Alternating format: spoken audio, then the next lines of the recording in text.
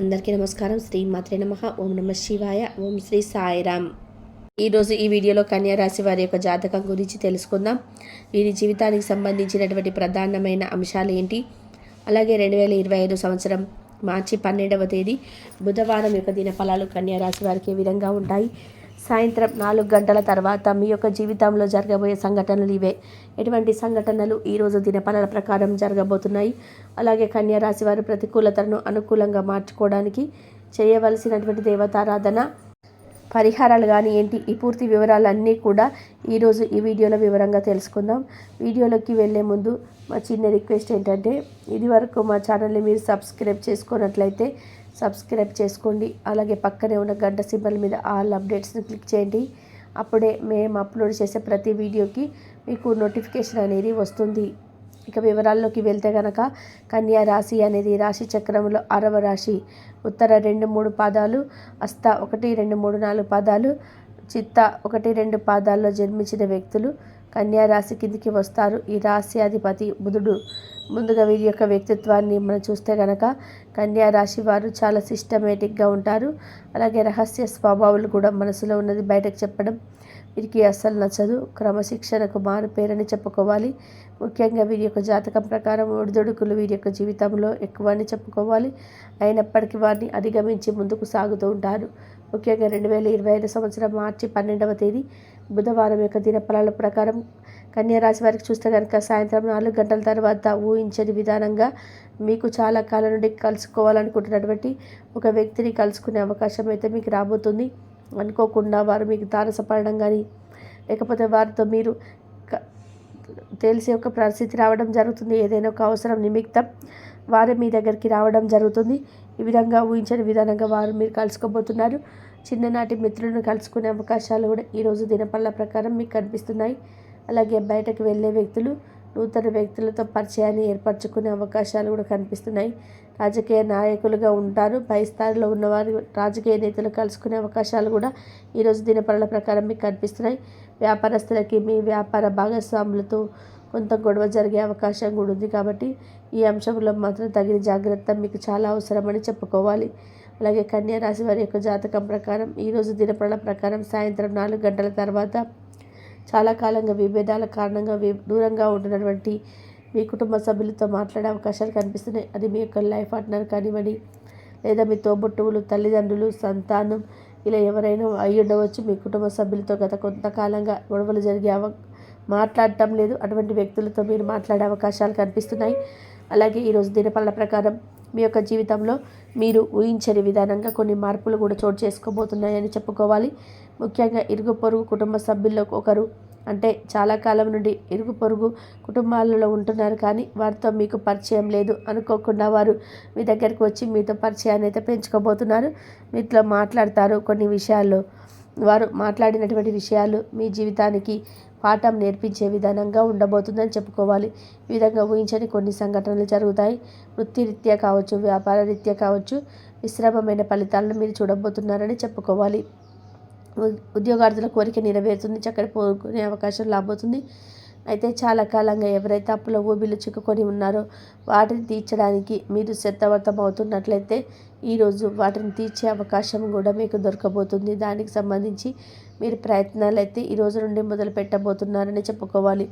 కన్యా రాశి వారి ప్రతికూలతను అనుకూలంగా మార్చుకోవడానికి శివారాధన తప్పనిసరి చేసుకోండి.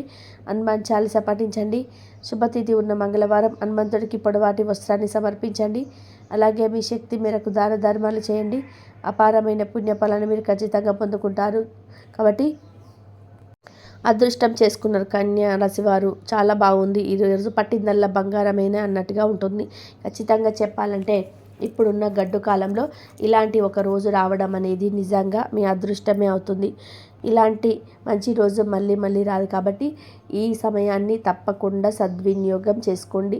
ఈ సమయంలో ఎలాంటి ఇబ్బందులు కానీ ఒడిదొడుకులు కానీ ఉండే అవకాశం కూడా లేదు. అయితే స్వయంకృత అపరాధాలకు తావు ఇవ్వకండి. మీకు మీరుగా తెలిసి ఎలాంటి తప్పులు చేయకండి. అంతేకాదు కోపావేశాలకు కూడా దూరంగా ఉండాలి. రిస్క్ పనులకు కూడా దూరంగా ఉండాలి.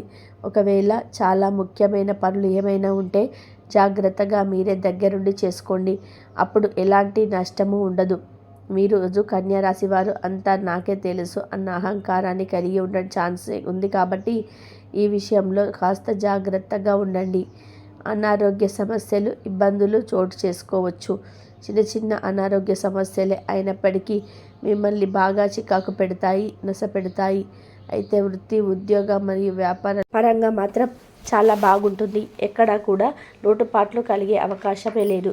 పై అధికారుల మెప్పు, పెట్టుబడుల వల్ల లాభం, కష్టం వల్ల సుఖం లభిస్తాయి. కుటుంబ పరంగా కూడా బాగానే ఉంటుంది. కాకపోతే భార్యాభర్తలు కాస్త తక్కువ మాట్లాడుకోండి. దీనివల్ల మీకే శుభం కలుగుతుంది. ఈ బుధవారం రోజు కన్యా రాశి వారు గులాబీ రంగు దుస్తులను ధరించకండి. శ్రీ వెంకటేశ్వర కరావలంబ స్తోత్రాన్ని పారాయణం చేయండి. ఈరోజు విశేషమైన బుధవారం మరియు మఖా నక్షత్రంతో కలిసి వచ్చింది. అందుకే ఈరోజు ఉదయం మహావిష్ణువుకు తులసి దళాలతో అర్చన చేసి విష్ణు సహస్రనామంతో పారాయణం చేస్తే మనకు కలిగే ప్రమాదాలు దూరం అవుతాయి. అలాగే ఎవరైనా చెడు వ్యసనాలతో ఉండి మనకు హాని చేయాలని చూస్తుంటే అలాంటి వాళ్ళ నుండి కూడా మనం సేఫ్గా బయటపడగలుగుతాము. అలాగే మహావిష్ణువుకు సమర్పించిన తులసి దళాలను ప్రసాదంగా స్వీకరిస్తే మంచి ఆరోగ్యం కూడా ప్రాప్తిస్తుంది. ఎప్పుడైనా సరే మహాప్రదోష సమయం వచ్చినప్పుడు మనం తప్పకుండా శివారాధన చేయాలి. శివుడికి అభిషేకం చేయాలి. నువ్వుల నూనెతోటి, సుగంధభరితమైన తైలాలతోటి, అలాగే స్వచ్ఛమైన పాలు మరియు గంధం కలిపిన మిశ్రమంతో చివరిగా బిల్వపత్రాలు వేసి అభిషేకించాలి. ఇలా చేసి దారిద్ర్య దహన స్తోత్రాన్ని పారాయణం చేస్తే ఇంటికి పట్టిన పీడలు మరియు దారిద్ర్యం దూరం అవుతాయి.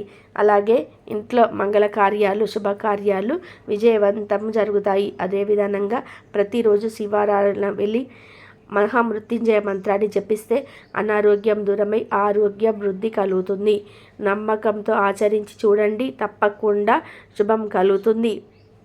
ఈరోజు మనమంతా ఓం నమ శివాయ అనే పంచాక్షరి మంత్రాన్ని పదే పదే జపిస్తూ ఉండాలి. ఒక బకెట్ నీళ్ళతోటి అదృష్టాన్ని సొంతం చేసుకోవచ్చు. వినడానికి విడ్డూరంగా ఉన్న ఇది వాస్తవం. దీనికి మీరు చేయవలసిందల్లా మీ ఇంటికి వాయువ్య దిశలో బాల్కనీ ఉంటే అక్కడ ఒక నీటి వ్యవస్థను ఏర్పాటు చేసుకోండి. కనీసం ఒక బకెట్ నీళ్లు పెట్టుకున్న చాలు. అయితే మీరు పెట్టుకున్న బకెట్ ఇనుప బకెట్ కాకూడదు, ప్లాస్టిక్ బకెట్ అయి ఉండాలి. ఇంకా మీకు అవకాశం ఉంటే అదే బకెట్లో పాలరాతి ముక్కలు కూడా వేయండి. ఇలా ఎవరైతే చేస్తారో వారి ఇంట్లో అనవసర ఖర్చులు తగ్గుతాయి. రూపాయికి మించి రూపాయలు కూడబెట్టుకోగలుగుతారు. ఒక మాటలో చెప్పాలి అంటే ఉన్నంతలో హాయిగా ఉంటూ ఆర్థిక పరంగా మెరుగుపడుతూ జీవనాన్ని సాగించగలుగుతారు. లక్ష్మీ కటాక్షం సిద్ధిస్తుంది. ఏ పని తలపెట్టినా చాలా సులువుగా పూర్తి చేస్తారు. ఉన్నత లక్ష్యాలు సైతం సాధించగల సమర్థతను కలిగి ఉంటారు. మీ యొక్క ప్రయత్నాలు ఫలిస్తాయి. ప్రోత్సాహకరమైన వాతావరణం ఏర్పడుతుంది. ప్రణాళికాబద్ధంగా ముందుకు సాగి పనులు పూర్తి చేస్తారు. ఒక శుభవార్త ఆనందాన్ని కలిగిస్తుంది. ముఖ్యమైనటువంటి విషయాల్లో సమయానుకూలంగా స్పందించి ప్రశంసలు అందుకుంటారు. బంధుమిత్రులతో ఆనందాన్ని పంచుకుంటారు. మంచి భవిష్యత్తు సాధించడానికి ఇది సరైన సమయం అని చెప్పుకోవచ్చు.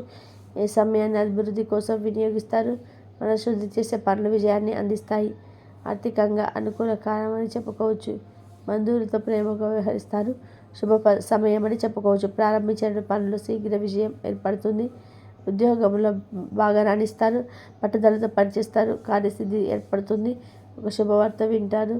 ఎంతో దాన్ని సాధిస్తారు. విశేషమైనటువంటి దైవ బలం ఏర్పడుతుంది. ఇక తోటివారి సహకారం. ఇంతవరకు కాలాన్ని గడిపినందుకు సంతోషం. కొత్త విషయాలు తెలుసుకుంటారు. ఆర్థికంగా బలపడతారు. సమాజంలో గౌరవం పెరుగుతుంది. పై అధికారుల నిర్ణయాలు తీసుకుంటారు. మీ యొక్క కృషి ఫలిస్తుంది. అధికారులు మీ యొక్క పనితీరుకు ప్రశంసించి కురిపిస్తారు. తోటి వారి సహాయంతో అనుకున్న పనులు త్వరగా పూర్తి చేస్తారు. ఎవరితోనూ కూడా వాదోపవాదాలు చేయవద్దు. మనోధైర్యంతో పనిచేసి అనుకున్న దాన్ని సాధిస్తారు. శ్రమ పెరగకుండా చూసుకుంటారు. ఒత్తిడిని అధిగమిస్తారు. భావాన్ని సద్వినియోగం చేసుకుంటారు. వృత్తిపరంగా చేసే మీ యొక్క కీర్తి ప్రతిష్టలు పెరిగే అవకాశం ఎక్కువగా ఉంటుంది. కొత్తగా వ్యక్తులకు అపోయిస్తారు. ఎన్ని ఆటంకాలున్నా అనుకున్న దాన్ని సాధిస్తారు. నూతన వస్తువులు కొనుగోలు చేస్తారు. ఆర్థికంగా పరగలేదనిపిస్తుంది. వృత్తి, ఉద్యోగ, వ్యాపారంలో శ్రమ తగ్గుతుంది. ఎటువంటి పరిస్థితుల్లోనూ మనోధైర్యాన్ని కోల్పోవద్దు. తోటివారి సహకారంతో మీరు చేయకూడుతుంది. అదృష్ట పరిస్థితి ఏర్పడుతుంది. కార్యసిద్ధి కలదు. అనుకున్న పనులు వెంటనే పూర్తి చేస్తారు. వృత్తి ఉద్యోగాల్లో అభివృద్ధికి సంబంధించినటువంటి శుభవార్తలు వింటారు. మీ యొక్క ఆలోచనలతోటి తీసుకునే నిర్ణయాలు మేలు చేస్తాయి. అవసరానికి ధనం లభిస్తుంది. బంధుమిత్రులతో కలిసి శుభ కార్యక్రమాల్లో పాల్గొనడం. అదేవిధంగా కొన్ని సంఘటనలు ఆనందపరుస్తాయి.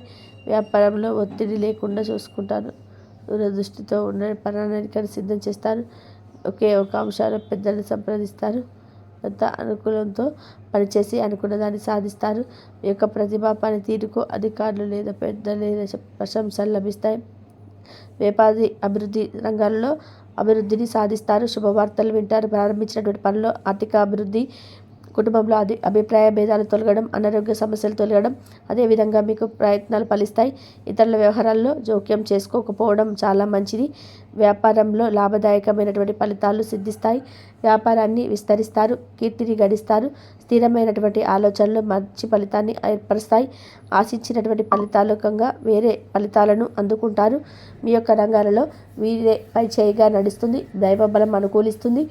విశేషమైనటువంటి ఆర్థిక ఫలితాలు మెరుగుపడడం, అదేవిధంగా శుభ సమయం అనేది చెప్పవచ్చు. ఆస్తిని వృద్ధి చేస్తారు. కొన్ని వ్యవహారాల్లో ధైర్యంగా వ్యవహరిస్తారు. బంధు ప్రీతి కలదు. అనుకున్న సమయం అనేది చెప్పవచ్చు. తోటి వారి నుంచి నిశ్చయకారులు అందడం. బుద్ధి బలంతో కీలక సమస్యలు పరిష్కరిస్తారు. అందరం మన్నలు ఏర్పరచుకుంటారు. ఆర్థిక లావాదేవీలు అసౌకర్యకంగా సాగడం.